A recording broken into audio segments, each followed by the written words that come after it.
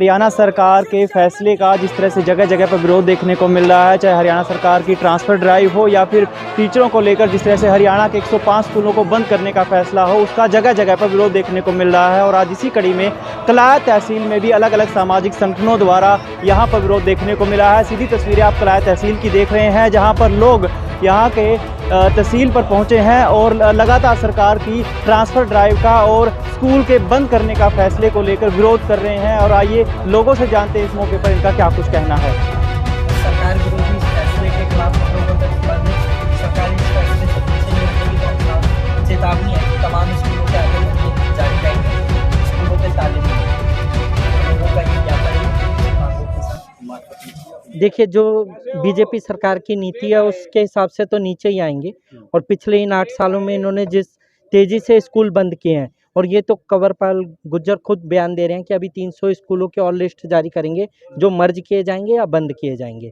तो हमको तो यही लगता है शिक्षा का अधिकार की बात तो बड़ी बड़ी करते हैं, बेटी बचाओ बेटी पढ़ाओ, लेकिन हकीकत में ज़मीन पे उतर के देखें तो ये गरीबों से बच्चों से शिक्षा का अधिकार छीनना चाह रहे हैं। चिराग योजना इसका पहला उदाहरण है, जिसके अंदर ये सरकारी स्कूल के बच्चों से तो फीस ले रहे हैं मॉडल संस्कृति स्कूल में, और प्राइवेट के जेब भरने के लिए 1100 रुपये की सब्सिडी देंगे, तो उससे प्राइवेट स्कूल के मालिकों के माफियाओं की जेब भरेगी, गरीबों के बच्चों को फ़ायदा नहीं मिलने वाला। तो अजय, साफ तौर से देखकर ना सांस्कृतिक मॉडल स्कूल है, वहाँ के हालात भी देखे, जिस प्रकार के हालात इस दौरान थे। सरकार बड़े बड़े दावे करती है कि व्यवस्था मजबूत कर दी गई, व्यवस्था बच्चों को मुहैया करवाई जाएगी, अभिभावकों को कोई परेशानी नहीं आएगी, उसके बावजूद भी इस प्रकार के हालात थे। देखिए, आपने भी तमाम रिपोर्टें देखी हैं, बारिशों के दिनों में तमाम मॉडल संस्कृति स्कूलों या हरियाणा के स्कूलों सब में पानी भरा हुआ था, स्विमिंग पूल बने हुए थे। तमाम सरकारी स्कूलों के अंदर हालात आप जानते हैं, कमरों के हालातों, डेस्क के हालातों, बच्चों के बैठने के हालातों। तो सरकार के जो वादे हैं वो हवाई वादे हैं सारे। अब कल जब खुद प्रधानमंत्री प्राइवेट अस्पताल का तो उद्घाटन कर रहे हैं, तो वो सरकारीकरण के पक्ष कैसे लेंगे? वो खुद कह रहे हैं भाई प्राइवेट अस्पताल का उद्घाटन हो रहा है। हम लोगों का मानना ये है सरकार इसलिए बनाई है ताकि वो सरकारी अस्पताल, सरकारी स्कूल, सरकारी जिम्मेदारी ले लोगों तक पहुंचाए। अगर सरकार इस वादे को पूरा नहीं कर रही तो सरकार को बने रहने का कोई हक नहीं है। क्या मांग है सरकार से अब शिक्षा विभाग? पहली मांग तो यही है कि भाई 105 सरकारी स्कूल बंद करने का फैसला लिया है, ये वापस ले सरकार। शिक्षकों का जो तबादला किया जा रहा है बंद किया जाए इसे। चिराग योजना, मॉडल संस्कृति योजना के नाम पे जो प्राइवेटाइजेशन किया जा रहा है ये बंद किया जाए। हम लोगों की तो मांग है, चाहे राष्ट्रपति हो, चाहे इस देश का मजदूर किसान हो, उसके बच्चों के लिए एक जैसे स्कूल, एक जैसी शिक्षा होनी चाहिए। संविधान का आर्टिकल 14 भी ये कहता है सबको समान नागरिक अधिकार मिलने चाहिए। ये खुद कहते हैं एक देश एक कानून, तो एक देश एक कानून के हिसाब से शिक्षा भी एक करो, रोजगार भी एक सबको दो, तमाम अस्पताल इलाज भी एक जैसा दो। लेकिन खुद ही तमाम जीएसटी लगा के हर चीज़ महंगी कर रखी है। आज स्टेशनरी बच्चों के आप देखेंगे जो कागज़ पेंसिल पेन आते थे, आज उसमें 18% जीएसटी लगा के 5-5, 7-7 रुपए की पेंसिलें कर दी हैं, कागज़ों के दाम बढ़ा दिए हैं। तो आने वाले समय में इनकी तो यही नीति है कि अंतिम सवाल है कि अगर सरकार नहीं मानती, रणनीति क्या रहेगी संगठन की? हम लोगों का तो यह है कि स्कूल बचाओ अभियान और तमाम जन संगठन मिलके स्कूलों के आगे बैठ के धरने चलाएं, जैसा यहाँ पर और भी कई लोगों ने बताया कि अपने स्कूलों के गेट के आगे अपना धरना स्थल बनाया जाए। तमाम अपने नेताओं मंत्रियों का और बीजेपी और जेजेपी के खास तौर पे गांव के अंदर इनके नेताओं का बहिष्कार किया जाए कि अगर ये हमारे बच्चों से शिक्षा का अधिकार छीनेंगे तो हम लोग इनको गांव में बढ़ने नहीं देंगे। यही हमारी मांग है कि जैसे आप सरकारी स्कूलों को बंद कर रहे हैं, आज पूरे हरियाणा के अंदर 105 जो मिडिल स्कूल है और 3 जो हाई स्कूल है उनको इन्होंने बंद कर दिया है। और हर ये भाषा के नाम पर गणित और हिंदी और विज्ञान के जो सब्जेक्ट हैं उनको लेकर ये टीचरों के पद भी खाली कर रहे हैं, उनको ख़त्म कर रहे हैं। तो इन्हीं को लेकर हमारा आज का जो हमने एसडीएम को ज्ञापन दिया है कि भी जल्द से इस फैसले को वापस लिया जाए। और स्कूल का ये जो सरकार जो फैसला ले रही है ना, ये हर विभाग को, सरकारी संस्थानों को, जितने भी सरकारी संस्थान सबको ख़त्म कर रही है।